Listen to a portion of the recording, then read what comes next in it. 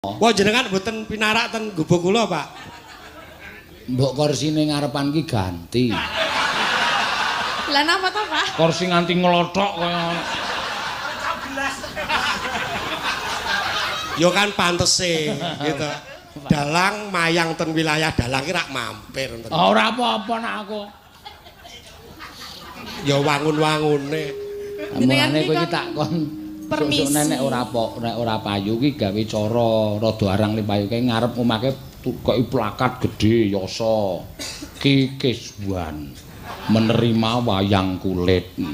Dalang tok RP, komplit RP ngono kuwi terus engko kae perapatan Pal Bapang kae tok naik plakat Ki Kiswan kesana 2 kilo. Dulu udah pernah. Wis tahu mbiyen, Pak. Dirusak warga.